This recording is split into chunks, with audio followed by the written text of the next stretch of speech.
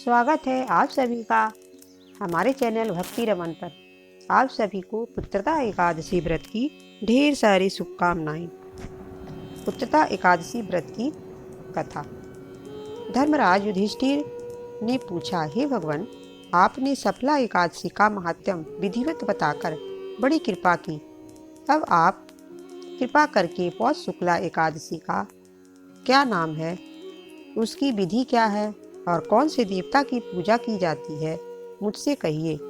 तब श्री कृष्ण जी महाराज बोले, हे राजन, इस एकादशी का नाम पुत्रदा एकादशी है।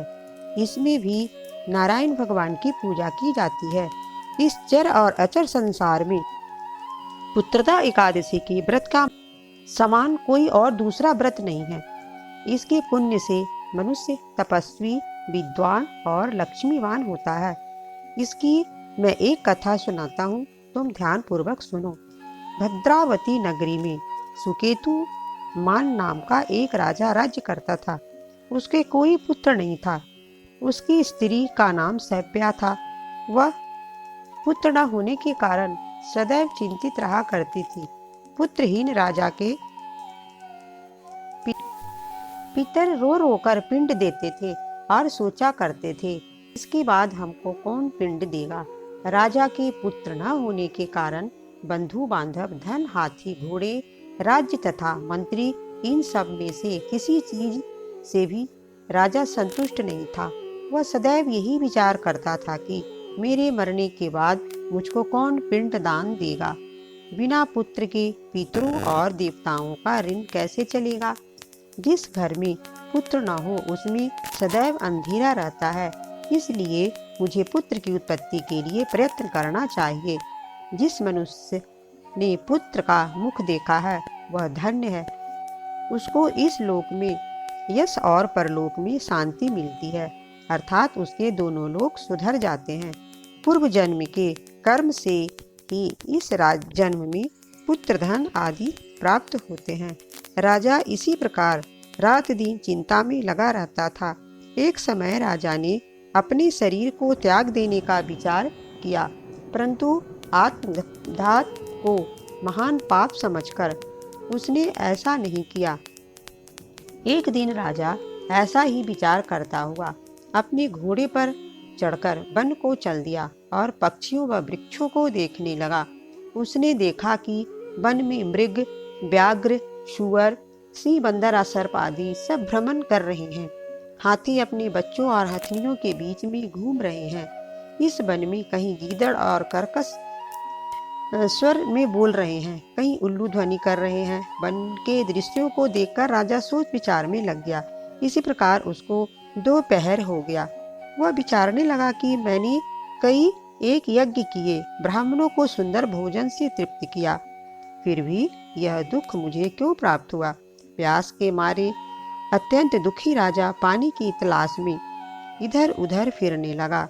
थोड़ी दूर पर राजा ने एक सरोवर देखा। उस सरोवर में कमल खिल रहे थे तथा सारस, हंस, मगरमच्छ आदि विहार कर रहे थे। सरोवर के चारों तरफ मुनियों के आश्रम थे। उस समय राजा के दाहिने अंग फड़कने लगे। राजा शुभ शगुन समझकर घोड़े से उतरकर मुनियों को दंडवत करके उनके सामने बैठ गया। राजा को देखकर मुनियों ने कहा कि हे राजन, हम तुमसे अत्यंत प्रसन्न हैं। तुम इस जगह पर कैसे आए, सो कहो। इस पर राजा ने उनसे पूछा, हे मुनीश्वरों, आप कौन हैं और किस लिए यहाँ आए हैं, सो कहो। मुनि बोले, हे राजन, आज पुत्र की इच्छा करने वाले को उत्तम संतान देने वाली पुत्रदा एकादशी है। हम लोग विश्वदेव हैं और इस सरोवर पर स्नान करने आए हैं। इस पर राजा बोला, हे मुनीश्वर, मेरे भी पुत्र नहीं है।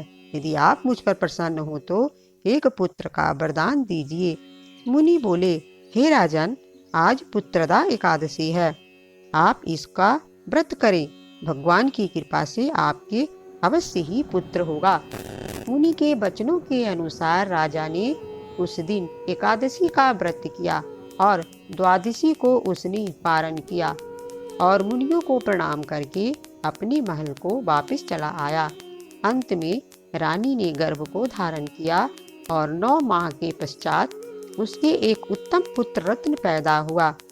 वह राजकुमार बड़ा होकर अत्यंत वीर, धनवान, यशस्वी और प्रजापालक हुआ। भगवान श्री कृष्ण जी बोले, हे राजन, पुत्र प्राप्ति के लिए पुत्रदा एकादशी का व्रत करना चाहिए। जो मनुष्य इसका महात्म्य श्रवण व पठन करते हैं उनको स्वर्ग की प्राप्ति होती है। कथा सुनने वालों की और कथा सुनाने वालों की सबकी मनोकामना भगवान श्री कृष्ण पूर्ण करते हैं। बोलो श्री कृष्ण जी महाराज की जय। श्रीमन्नारायण नारायण हरि हरि, श्रीमन्नारायण नारायण हरि हरि, श्रीमन्नारायण